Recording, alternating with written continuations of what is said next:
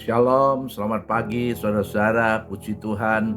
Pagi ini kita berjumpa kembali dan bersama-sama kita akan merenungkan firman Tuhan lewat roti gembala yang sudah Tuhan siapkan untuk sama-sama kita belajar dan kita merenungkan sekaligus kita akan melakukan apa yang menjadi kehendak Tuhan dalam kehidupan kita sepanjang hari ini.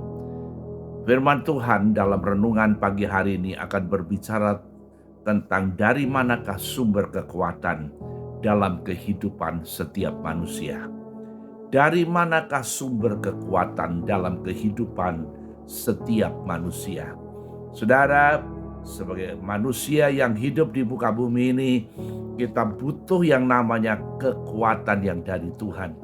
Karena kekuatan itulah yang akan memampukan kita untuk menjalani kehidupan kita setiap hari.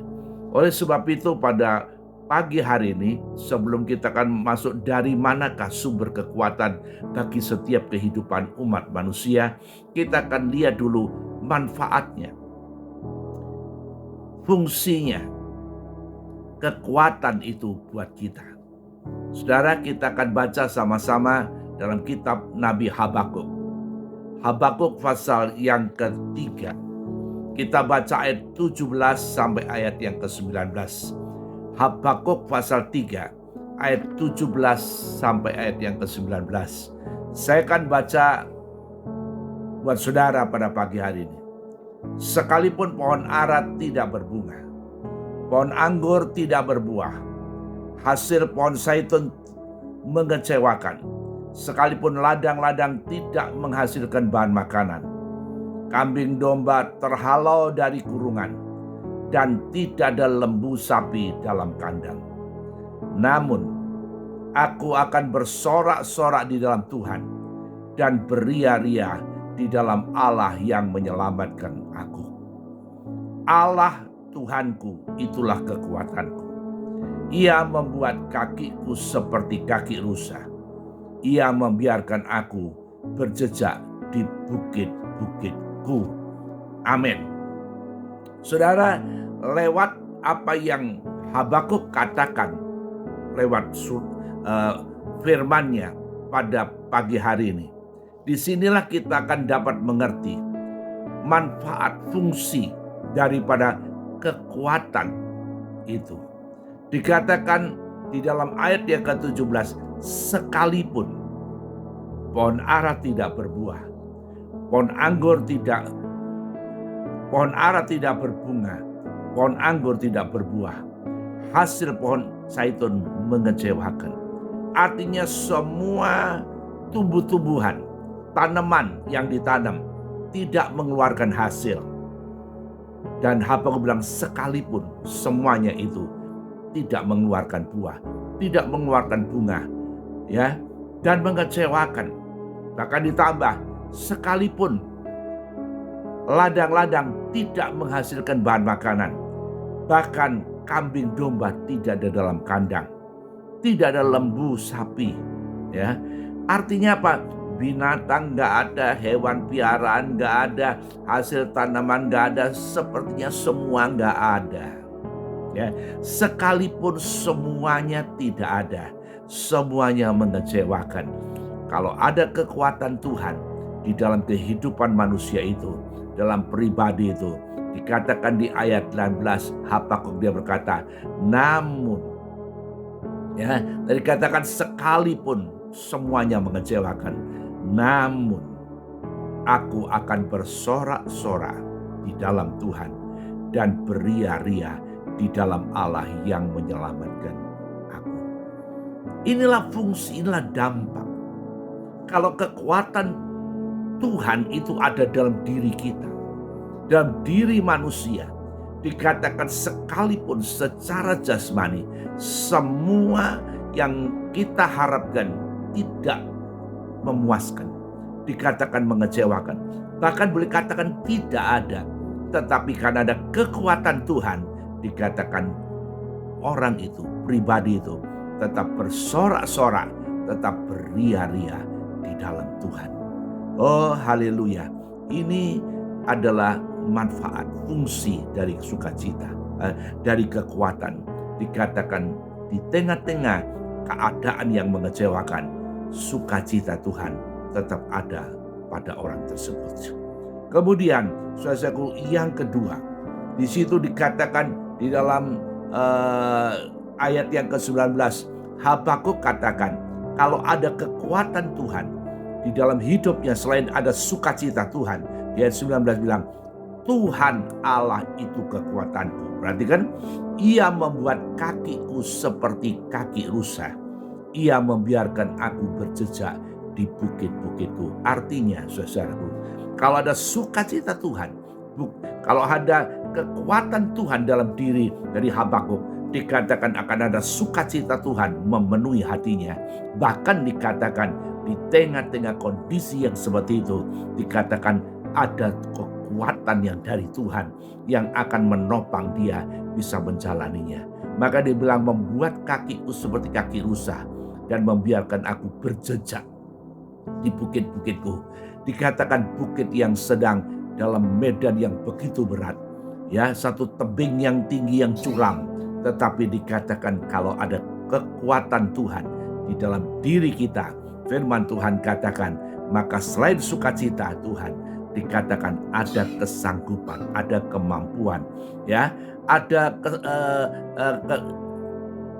pertolongan Tuhan. Tuhan menopang sehingga kaki kita bisa meloncat sana, meloncat sini, saudaraku, di medan yang sesulit apapun. Maka saya katakan, kenapa seringkali ada manusia berkata, aku sudah tidak sanggup, aku sudah tidak kuat, dalam kondisiku seperti ini aku sudah tidak sanggup. Nomor satu, karena sudah tidak ada kekuatan Tuhan menopang dia. Maka dia kehilangan sukacita, yang ada duka cita. Dan itu membuat dia bilang, sekalipun mungkin masalah tidak terlalu berat, dia bilang, aku sudah tidak sanggup, aku sudah tidak bisa. Tapi kalau dikatakan kekuatan Tuhan ada, seberat apapun masalah boleh kita hadapi, tapi dikatakan kekuatan Tuhan yang akan menopang saudara dan saya. Ini yang Habakuk katakan. Kita akan lihat sekarang dalam perjanjian baru, apa yang Rasul Paul katakan. Ya, Rasul Paul katakan dalam Filipi pasal 4 ayat 13. Di situ katakan, segala perkara dapat kutanggung di dalam Dia yang memberi kekuatan kepadaku. Ya, Rasul Paul bilang segala perkara dapat kutanggung di dalam Dia, di dalam Tuhan. Ya, selama kekuatan Tuhan itu ada pada dia, dikatakan segala perkara dapat kutanggung di dalam Tuhan. Sekarang apa alasannya? Apa alasannya Rasul Paul sanggup menanggung segala perkara? Tidak peduli perkara itu seberat apapun, dikatakan segala perkara dapat kutanggung dalam Dia yang memberi kekuatan kepadaku. Ini alasannya, saudaraku, di ayat yang ke-11. Ayat 11 dikatakan, sebab aku telah belajar mencukupkan diri dalam segala keadaan. Ya, saudaraku, kalau ada kekuatan Tuhan menopang kita, maka kekuatan Tuhan itulah yang akan mengajar kita untuk menyesuaikan diri kita. Dikatakan situ mencukupkan diri dalam segala keadaan. Ada satu kemampuan, ada satu kesanggupan bagaimana kita menyesuaikan diri kita dengan keadaan kita. Ya, saudara, satu waktu saya ada di satu tempat. Kemudian saya merasa, aduh susah ini. Saya harus mesti tidur dalam kondisi yang seperti ini. Saya gak bisa. Dan Tuhan berikan saya hikmat. Saya tidak minta supaya keadaannya yang harus berubah. Tapi saya minta kepada Tuhan, Tuhan, sesuaikanlah keadaan ini dengan diriku. Mampukan aku untuk bisa menjalaninya. Dan puji Tuhan, saudaraku, sepanjang malam kami bisa istirahat dengan baik. Kenapa? Karena Tuhan yang memberi kekuatan untuk saya bisa menyesuaikan dengan keadaan. Seringkali sebagai anak-anak Tuhan kita minta sama Tuhan, Tuhan rubah keadaannya, rubah situasinya Tuhan, supaya saya bisa menjadi salah. Bukan situasinya, bukan keadaan yang berubah, diri kita yang dirubah. Kekuatan Tuhan itu akan mengajar kepada kita untuk mencukupkan diri kita, menyesuaikan dengan keadaan kita. Mana bisa? Bisa. Bukankah Tuhan kita adalah Allah yang Maha Kuasa? Dia sanggup lakukan yang kita tidak bisa lakukan. Ya, dia akan menyesuaikan. Contoh, kadang udara terlalu panas, kita sudah nggak bisa rasanya panasnya terlalu. Tapi kalau kita minta Tuhan, Tuhan sesuaikanlah diriku dengan keadaan panas seperti ini. Tuhan akan sanggup memberikan kekuatan buat saudara dan saya. Puji Tuhan. Maka Rasul Paul katakan dalam Filipi pasal yang keempat, ayat yang ke-12 dia bilang, aku tahu apa itu kekurangan. Aku tahu apa itu kelimpahan. Dalam segala perkara dikatakan tidak ada sesuatu yang rahasia bagiku. Baik di waktu aku kenyang atau di waktu aku kelaparan. Baik di waktu aku kelimpahan atau aku di waktu kekurangan. Saudara-saudaraku, kekuatan Tuhan itulah yang akan selain mengajar kita untuk menyesuaikan diri dengan keadaan, tetapi juga kekuatan Tuhan itulah yang membuat kita bisa melihat selalu jalan keluarnya. Tidak ada rahasia bagiku dalam segala keadaan. Sehingga kita bisa selalu tahu bagaimana kita harus kerjakan, bagaimana harus kita jalani, bagaimana kita harus hadapi. Kita bisa tahu. Kenapa? Kekuatan Tuhan yang memampukan kita. Itu yang membuat Rasul Paul bilang, segala perkara dapat kutanggung di dalam Dia. Puji nama Tuhan. Ya, saudaraku, kita perlu mendapatkan kekuatan Tuhan dalam perjalanan hidup ini. Sekarang kita langsung masuk kepada dari mana dan bagaimana. Kekuatan itu bisa ada pada diri kita. Kekuatan yang akan memberikan sukacita kepada kita. Kekuatan yang bisa membuat kita berjejak di bukit-bukit kehidupan keadaan kita. Kekuatan yang bisa membuat kita belajar menyesuaikan diri dengan keadaan kita. Bahkan kekuatan yang membuat kita tidak ada rahasia dalam keadaan apapun juga. Sesulit apapun, tidak ada rahasia. Artinya Tuhan akan bukakan semuanya buat saudara dan saya. Sekarang kita akan lihat dari mana. Ya, dari mana dan bagaimana supaya kekuatan itu ada pada diri kita. Puji nama Tuhan. Kita akan baca Keluaran pasal 15 ayat yang kedua. Keluaran 15 ayat yang kedua bilang, Tuhan itu kekuatanku dan mazmurku.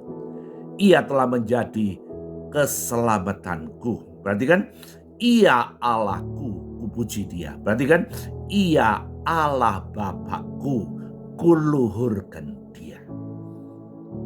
Dari mana kita dapat kekuatan? Dari Allah kita.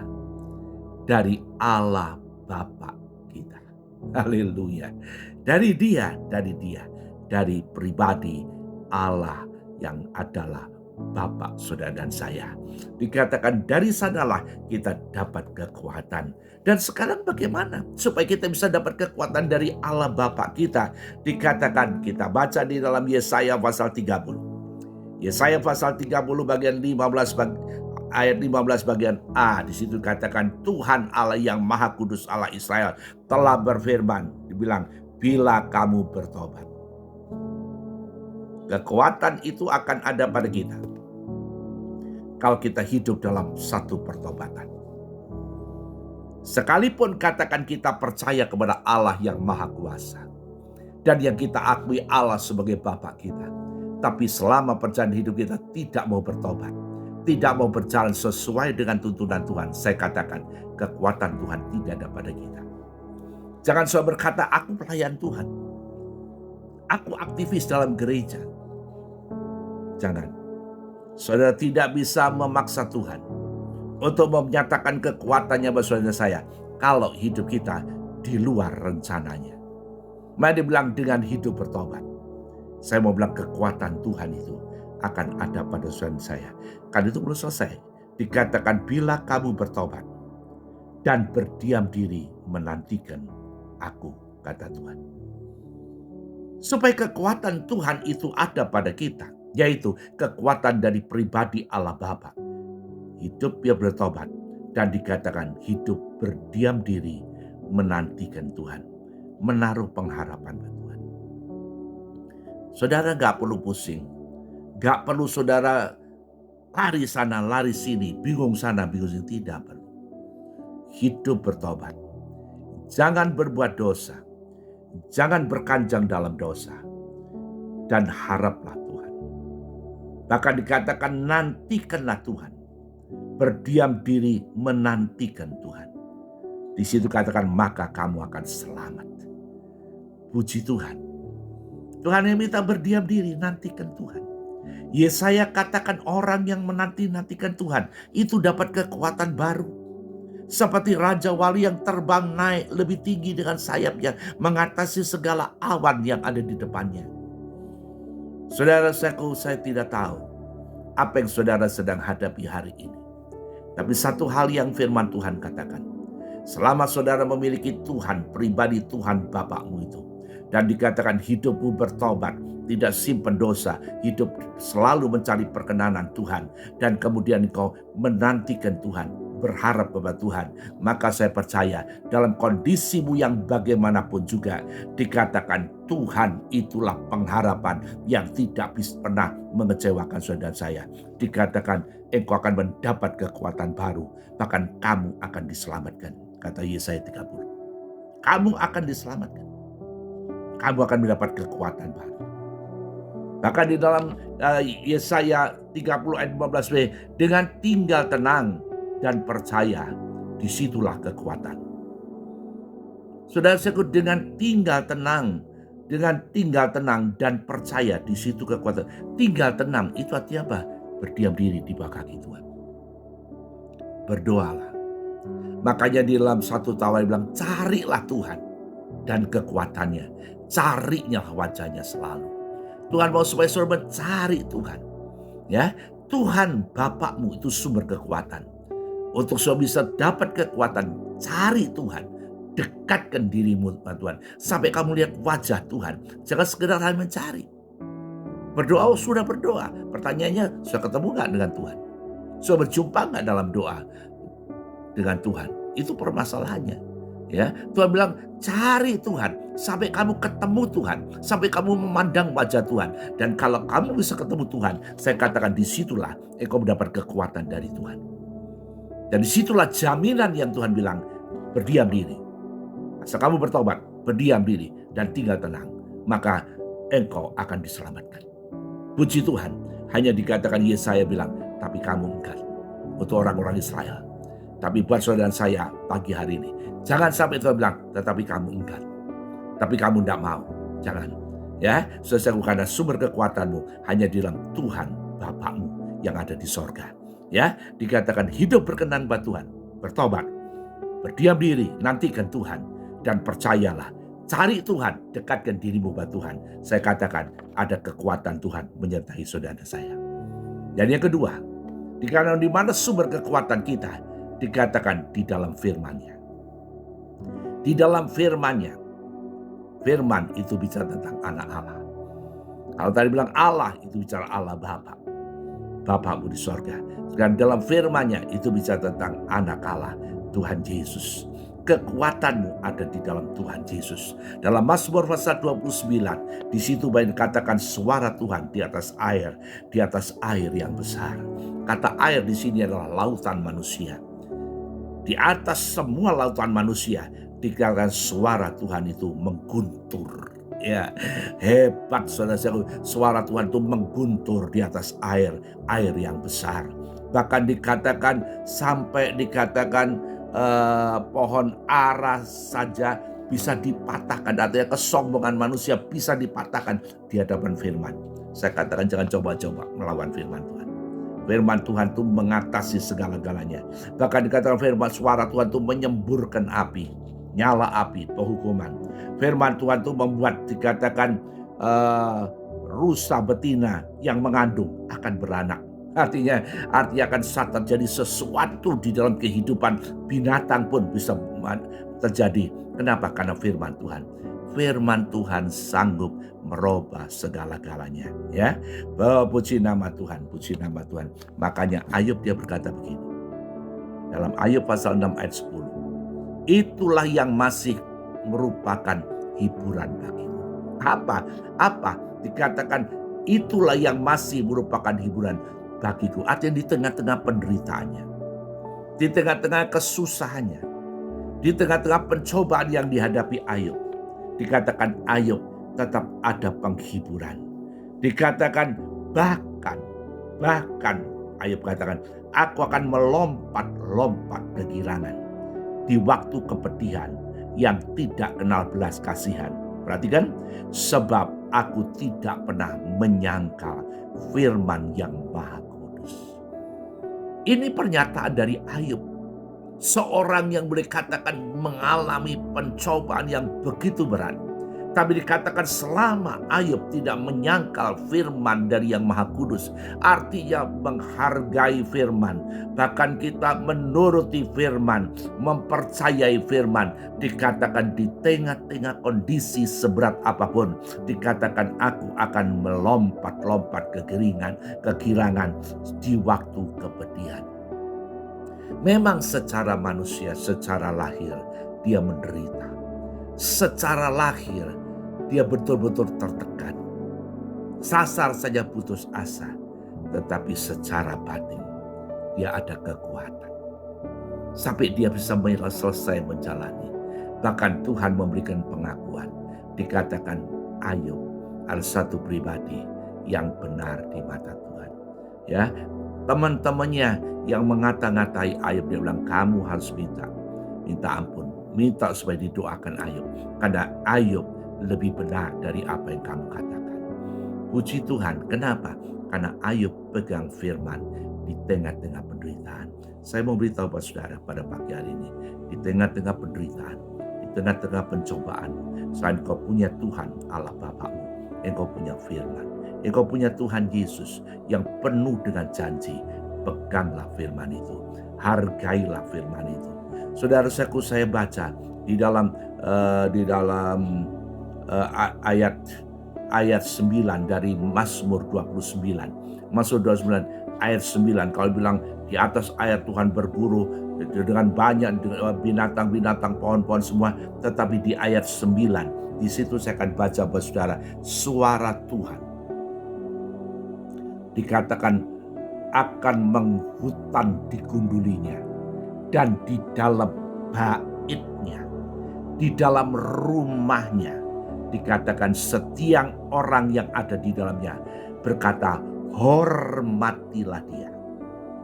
Artinya setiap anak Tuhan, setiap orang percaya harus menghormati yang namanya firman Tuhan. Ya, saudara-saudaraku, sekalipun kenyataan yang kita hadapi tidak seperti yang Tuhan katakan, tetapi kita harus percaya bahwa firman Tuhan itu ya dan amin. Setiap janji Tuhan tidak pernah bohong. Saya katakan kalau kau bisa menghormati firman Tuhan, engkau bisa mempercayai firman Tuhan, engkau bisa menuruti firman Tuhan, saya katakan firman Tuhan adalah sumber kekuatan saudara yang akan membawa saudara keluar menjadi pemenang dari semua masalah saudara. Dan yang terakhir, di situ dikatakan dari manakah sumber kekuatan kita? Tidak lain dari kuasa Roh Kudus. Zakaria pasal 4 ayat 6 dikatakan, beginilah firman Tuhan kepada Zerubabel, bukan dengan keperkasaan atau dengan kekuatan, melainkan dengan Rohku. Demikianlah firman Tuhan semesta alam. Dalam terjemahan firman Allah yang hidup di situ ditambahkan begini, kamu akan berhasil karena Rohku, walaupun kamu berjumlah sedikit dan lemah.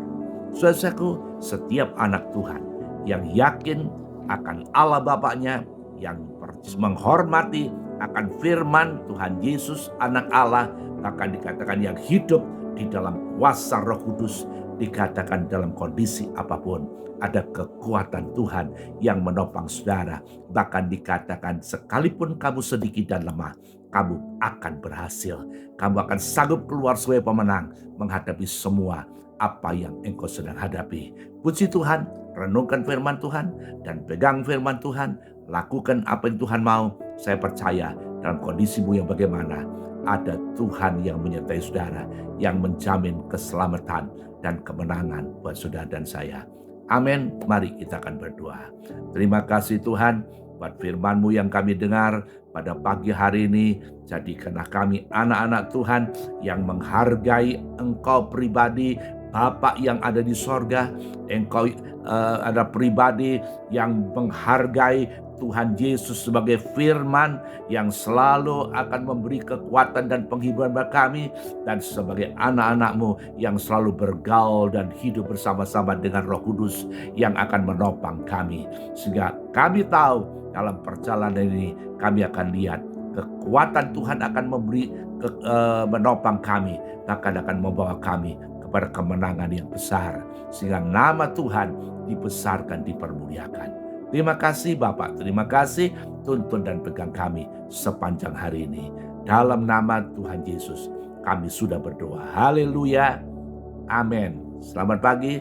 Tuhan Yesus memberkati saudara.